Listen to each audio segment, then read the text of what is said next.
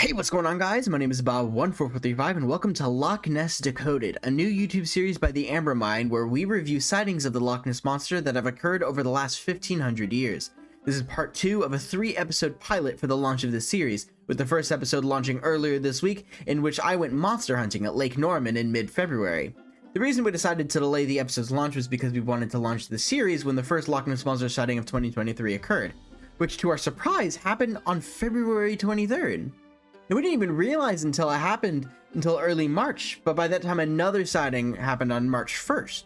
So we'd already missed 2 Loch Ness Monster sightings before even editing the Lake Norman video, and at that time we were so busy with our other videos and planning for Jurassic June that we decided to wait until April to launch the series. Luckily, we didn't have a lot of episodes planned for April, so we were given a lot of time to work on this series. The third pilot episode will launch later this week and will technically be the first actual episode, and recover all 5 Loch Ness Monster sightings that have occurred this year so far. Cryptozoology has always been of large interest to many members in the Amber Mind, and we've been working on cryptid-related content even before the Amber Mind was a thing. We launched Bigfoot gameplay in October as a Halloween series, but it failed in popularity amongst our scariest dinosaur videos, which we realized because we're a Jurassic Park/Dinosaurs channel. We decided to launch the Loch Ness series despite the low view count on the Bigfoot gameplay, and we're hoping that it's close enough to a dinosaur for people to still be interested in it. Although I don't believe it's a dinosaur, or even a plesiosaur for that matter. I don't really know what the Loch Ness Monster is. I have my own theories and speculation, which we will get into in later videos if the series becomes more successful. But I don't think it's a plesiosaur. Now, just because I don't think it's a plesiosaur doesn't mean I don't believe it exists. It doesn't have to be a plesiosaur. I mean, come on, it can be an undiscovered species of whale, but because it's not a plesiosaur, it doesn't exist? That's basically saying that it can't exist. It's impossible for an animal that existed 66 million years ago to exist today. And don't get me started on the whole coelacanth thing. The whole living fossil thing is a lie. Its binomial name is Latmeria menadoensis, and its genus has only existed for the last 20,000 years. It's more related to the early Cretaceous Mawsonia than it is to the Permian coelacanthus. And sure, saying coelacanth more refers to the order Coelacanthiformes, which includes all 3 genera, but at that point it's just saying that coelacanth survived the K-12 extinction event is like saying that snakes and crocs did. It's just a fish at that point. It's not like an actual prehistoric animal that somehow managed to withstand 66 million years of evolution and the extinction event. Getting back on track, the description of the Loch Ness Monster varies slightly from sighting to sighting. Personally, I consider this evidence that there are multiple different species that are responsible for the overall identity of the Loch Ness Monster. Many depictions can be explained by modern species that naturally inhabit the loch, such as common European eels and the northern pike. There are also claims that the Loch Ness Monster could be a sturgeon, a large Wells catfish, or a European conger eel. But despite these claims, there's never actually been any official documentation of these creatures in the loch, and their DNA didn't come up in the 2019 study. However, despite the high amounts of eel DNA that came back from the study, 20% also came back as unidentified.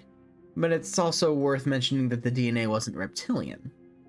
While many sightings can be explained by natural, already documented fauna, there are also many unexplained features that are usually attributed as the true Loch Ness Monster.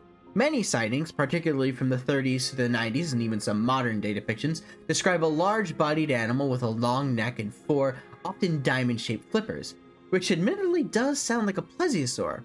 But the presence of the diamond-shaped flippers, the flexible swan-like neck, and smooth gray skin actually contradicts the prehistoric reptile.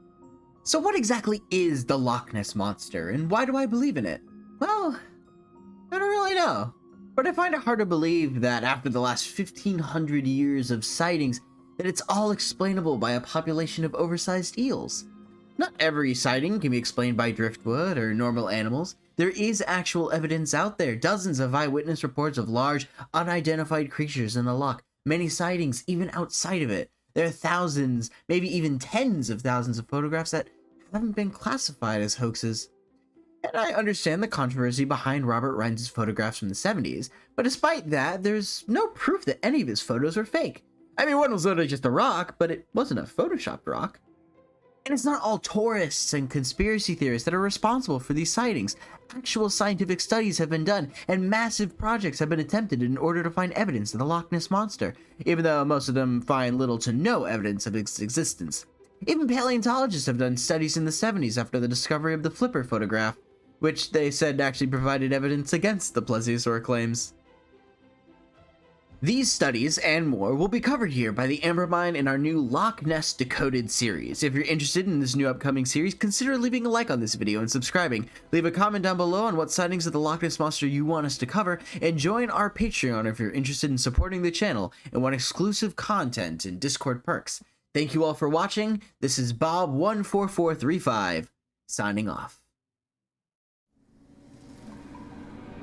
Hey Ember Miners, thanks for watching today's video. Be sure to click the subscribe button on your way out and click the bell icon to be notified of our videos when we upload them. Consider leaving a like on this video so we know that you enjoyed it.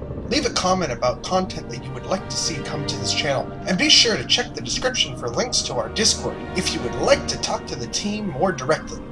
Check out our Patreon if you would like to help fund the team and its upcoming projects. Remember, this is a fan group reviewing the depths of our favorite franchise, and that we are in no way affiliated with the groups and companies that own them. Be sure to support Universal Studios and Amblin Entertainment. This has been an Amber Mine production. Thank you for mining with us.